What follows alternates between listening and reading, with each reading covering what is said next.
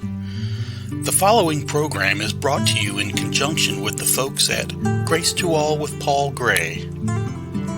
Now we bring to you the Agape Guy Show with your host, Lenny Manning. I'm banking everything on love.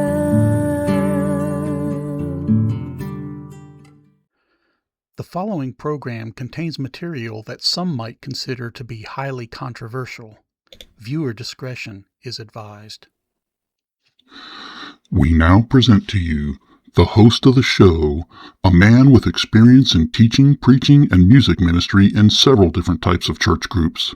He also has experience in alternative church groups such as house church and organic church. Here is author, speaker, and host of the show, Lenny Manning. Hello and welcome to the Agape Guy Show. I'm your host, Lenny Manning. Today I'm going to be talking about reassessing some more of our beliefs, and this is about a very controversial subject. The subject I'm going to be talking about today is the subject of near-death experiences, or NDEs as it's abbreviated. I know this can be a controversial subject because I've seen skeptics say some harsh things about this issue. Some doubters are quick to make some dismissive comments about it as well. So let's not be so rigid with our beliefs. I can also tell you that I'm not forcing my views on anyone here. I'm not demanding that everyone must adhere to my beliefs on this matter. So let's all try to allow God's love to guide our hearts and our behavior. So there's no need to be dismissive of other beliefs on this subject. We can also remember that we don't need to have a harsh attitude about different beliefs about this subject matter. I've even seen some theologians have some differing views on this subject. Let me tell you what I mean about theologians having different views on this issue. I remember back in the 1990s, almost all credible theologians and scholars refused to believe in near-death experiences.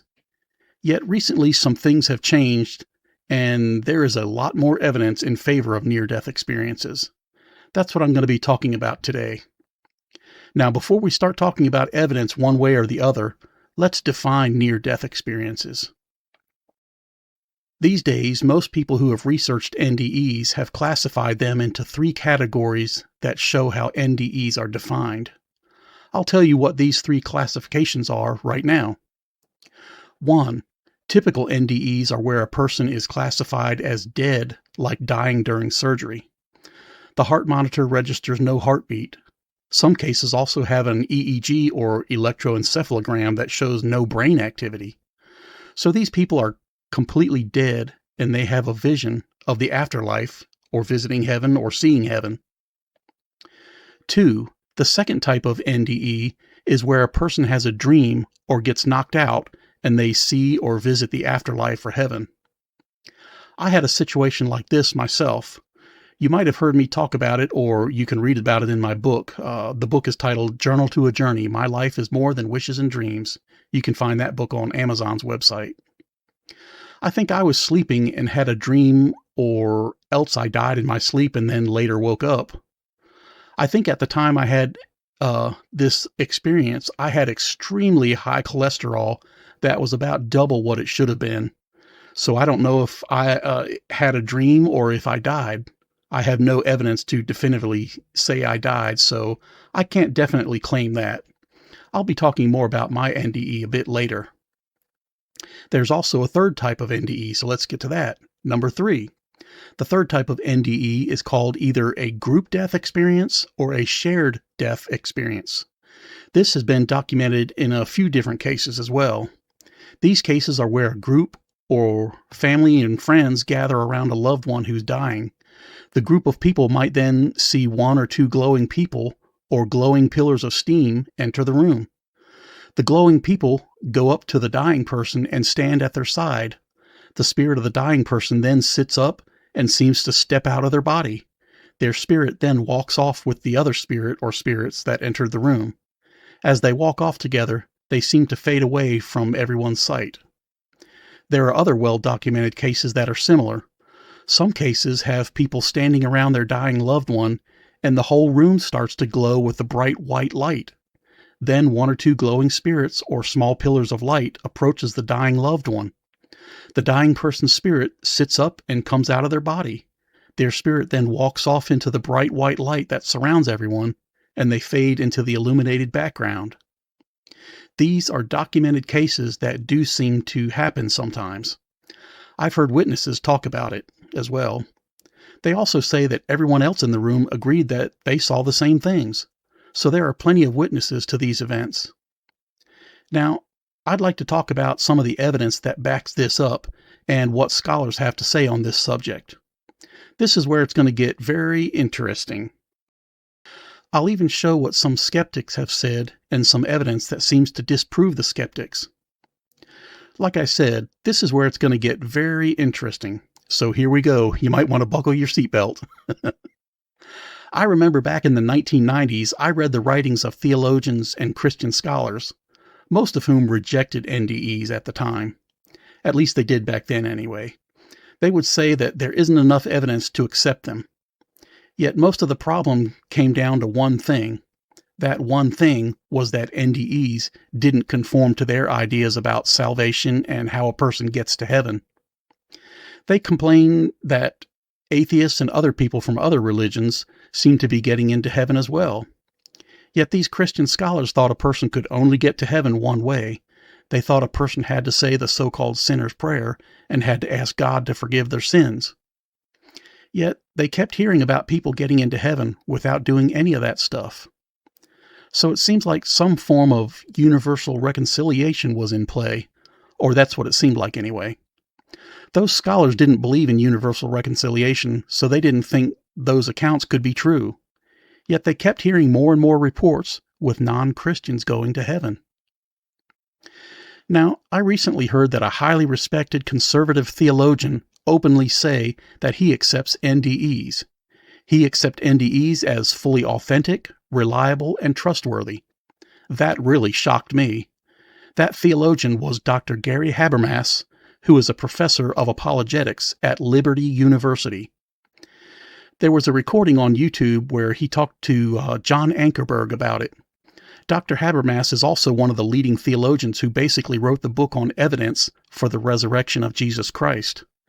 He is one of the leading scholars in that field of study relating to studying the evidence of the resurrection. Here are some of the things John Ankerberg and Dr. Habermas pointed out. There are many cases of NDEs that have been studied, so it isn't only a small handful of cases anymore. One of Dr. Habermas's friends even wrote about it. That friend's name is Dr. John Hagen. Dr. Hagen studied thousands of cases on his own and put a lot of that information in his book. The title of his book is The Science of Near-Death Experiences. You can find that book on Amazon's website.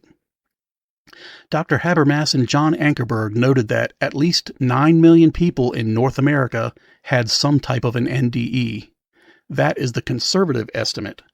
They actually believe it might be as much as 20 million people in North America. They also said the numbers were likely similar on other highly populated continents in the world. So since 6 continents are highly populated, then it's likely 6 times the 9 million number or the 20 million number estimate. So that means about anywhere from 54 million to 120 million people worldwide have had some type of an NDE. So theologians can no longer say there isn't enough evidence or enough cases for this to be reliable. How much evidence do we need before it's considered legitimate? We've already got over 50 million cases. So we can no longer make a legitimate claim that there aren't enough cases to decide whether it's a real experience or not. There are also many highly intelligent and scholarly people who have researched this issue. These folks are medical doctors, scientists, scholars, theologians, and highly learned scholarly researchers. Some of whom were doctors who were atheists, and they didn't even believe in NDEs. One such example is that of Dr. Eben Alexander. Dr. Alexander didn't believe in NDEs, and then one day he had a health emergency, and he had an NDE. Dr. Alexander wrote a book about his experience titled Proof of Heaven, A Neurosurgeon's Journey into the Afterlife. So we can no longer say that this is just a fringe subject or that it's promoted by people that are psychologically unstable or they're ideological extremists. These are mainstream people who are psychologically sound, just regular average people, and many are even highly learned in their field of expertise. Dr. Habermas mentioned that after seeing the evidence in his friend's book, he now accepts NDEs as honest and reliable accounts. He also said that there's plenty of case studies and plenty of evidence. It's now getting to the point that skeptics don't have much room for legitimate criticisms. I've seen a guy who keeps giving one criticism that I believe doesn't quite hold up to scrutiny in my opinion. That guy said that NDEs aren't in the Bible, so he doesn't believe it. I'd like to critique that statement and say a few things as a rebuttal against it. 1. The Bible doesn't mention televisions and automobiles, but they exist. 2. Are you really sure the Bible never mentions anything like NDEs? I'd like to point out the prophet Isaiah and his visions of being in the throne room of God. Then again, what about the visions involving Ezekiel and the apostle John? What about the story of Jesus raising Lazarus from the dead? What about Jesus' parable about Lazarus and the rich man, who died and saw things in the afterlife?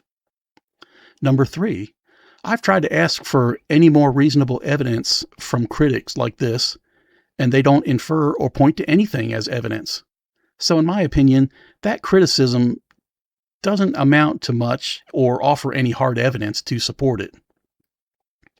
Some other folks around the world criticize by inferring a few other ideas and criticisms. I've put a few in a list that I'll talk about right now.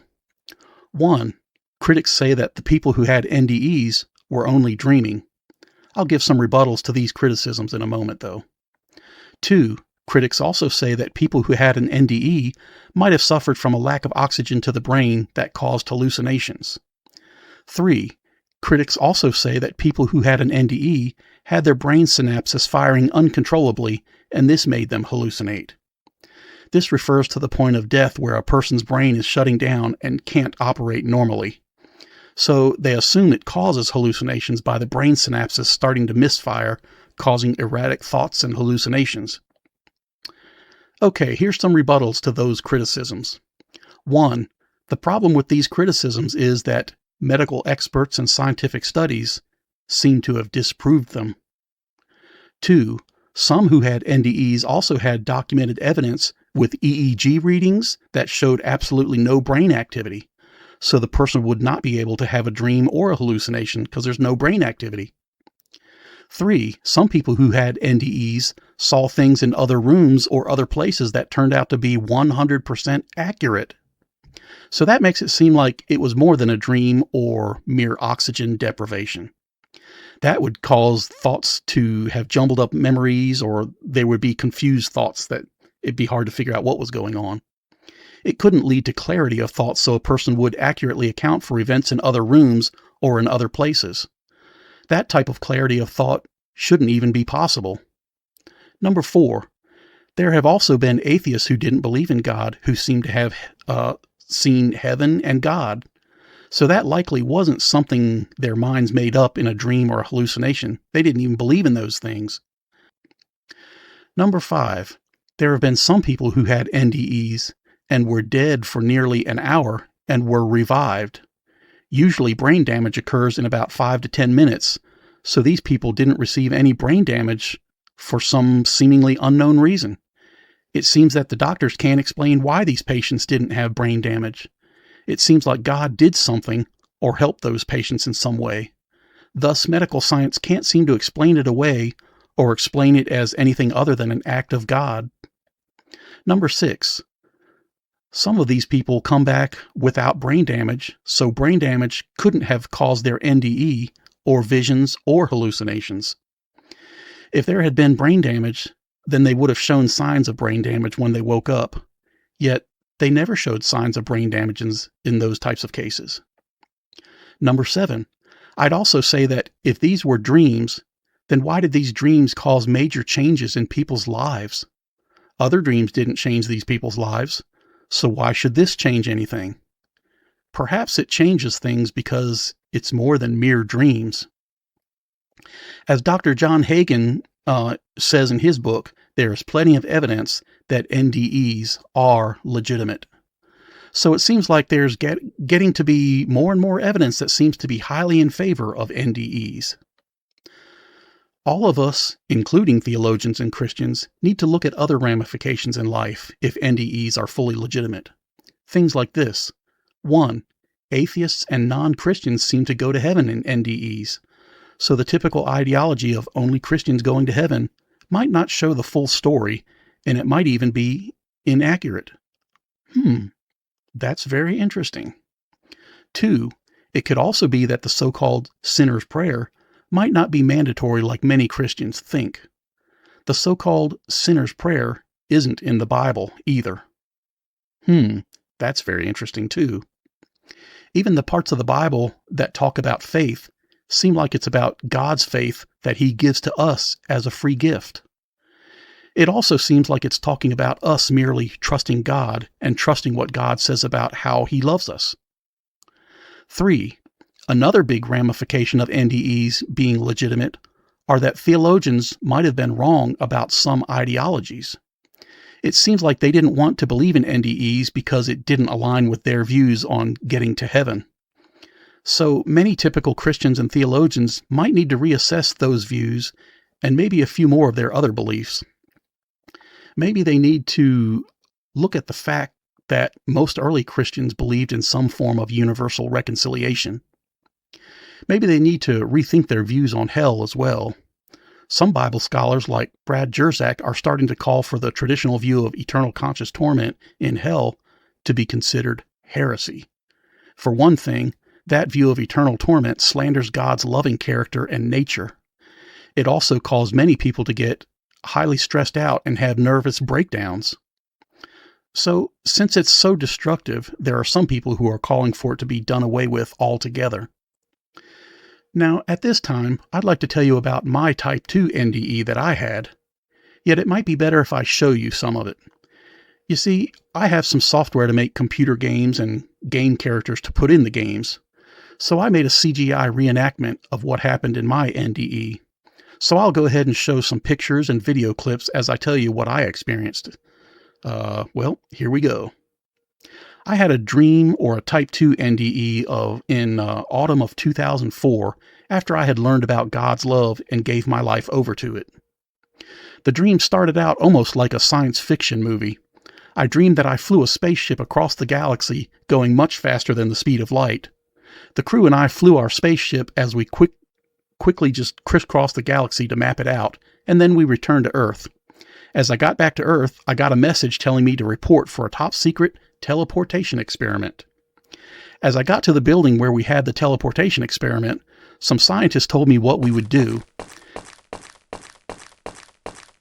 They said that I should go inside the teleportation chamber they created and stand in the red circle on the floor.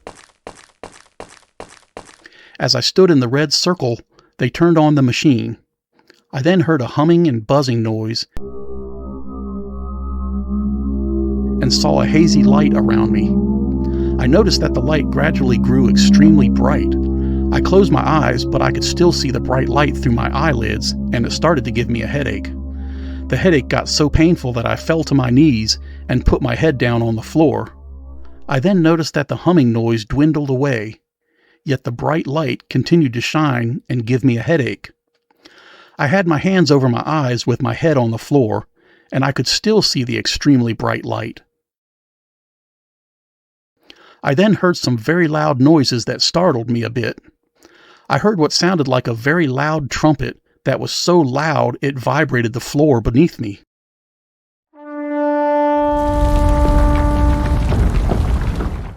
I then heard a very loud voice shouting out a very interesting set of phrases. Here's what the voices said. Holy, holy, holy, Lord God Almighty. His tender love and kindness extends to all people of all time. Who enters this place? End quote.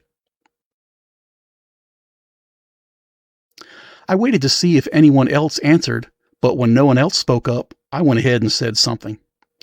I spoke up, but I was a little whiny like a child, and here's what I said.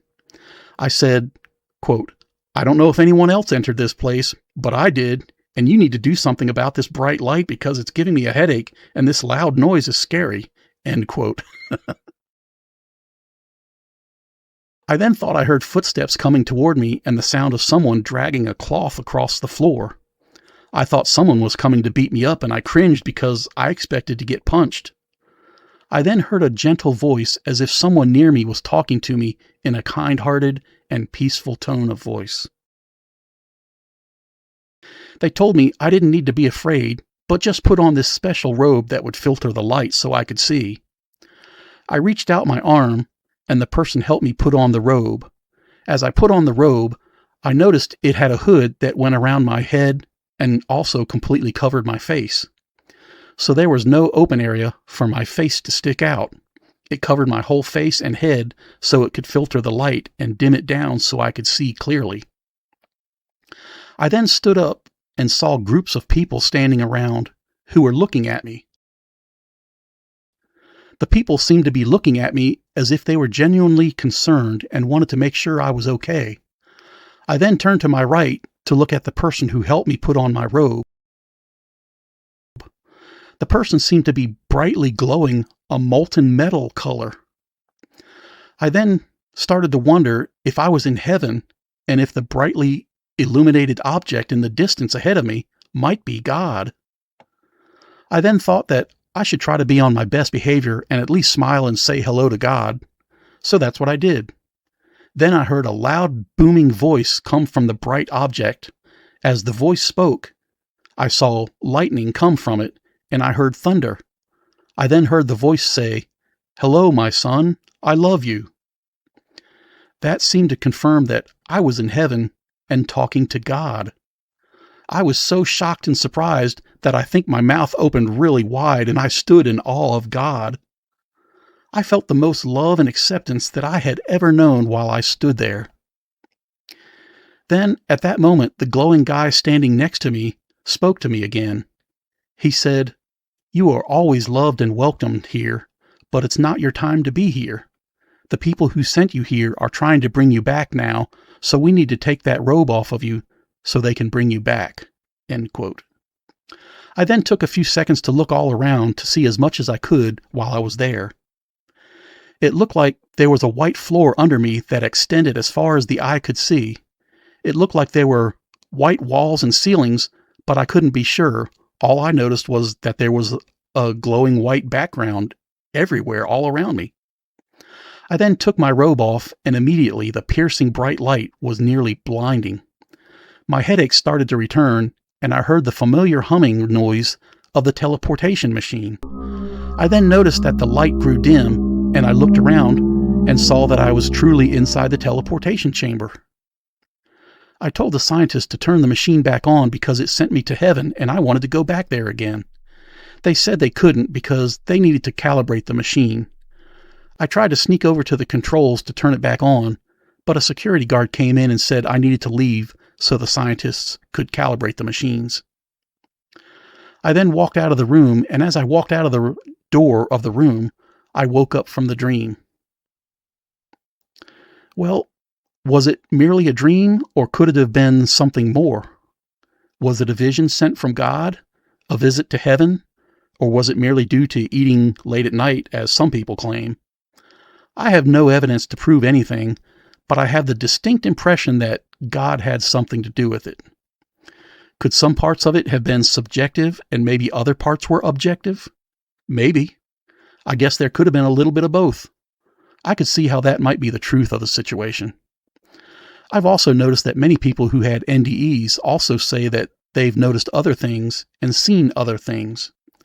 I'll talk more about those other things in the next episode of the show. I'll just keep it a secret for now. So you'll have to watch the next episode to find out what that is. As for now, I think my time is almost up, so let me give a word of encouragement before I depart. I talk about subjects like this because I want to help folks reason things out and to help folks see God's love. So on that note, let's remember that this whole subject we discussed today points to the fact that God loves everybody. His love is unconditional, eternal, and it never wavers. It's like the verse 1 John 1:5 shows us that particular verse tells us that God is light, or is pure good with no bad intentions. James 1:17 also shows that God's goodness is unwavering, and there isn't the slightest hint of God ever turning away from showing love and goodness, especially toward us, that is. So it's guaranteed. I can also guarantee that anything that isn't full of love and goodness isn't from God. So take some time to think about that and learn to relax into God's love. Let God's love and goodness soothe you as you start to realize that God has only love and goodness for you. He is pure light, and in him is no darkness or the slightest hint of turning away from love and goodness. You think about that. As for now, I'm Lenny Manning saying, I hope to see you in the next episode of the Agape Guy Show. I hope to see you then. Goodbye for now.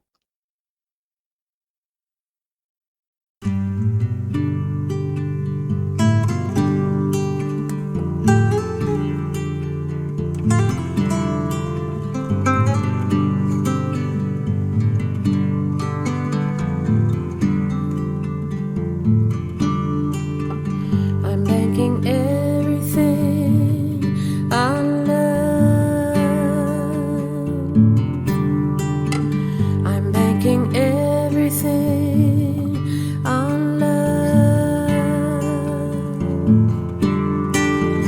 I see the flags unfurl and they're blowing the other way.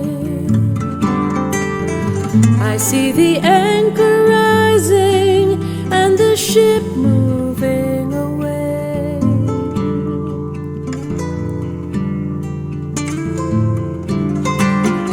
I'm banking everything on love.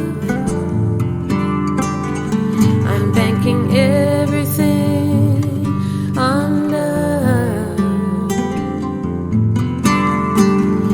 I see the daylight break after a long sleepless night.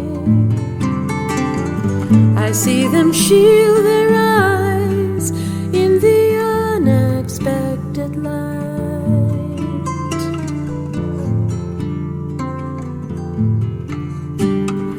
I'm banking everything on love. I'm banking everything on love. I see the axe come down at the base of a fruitless tree.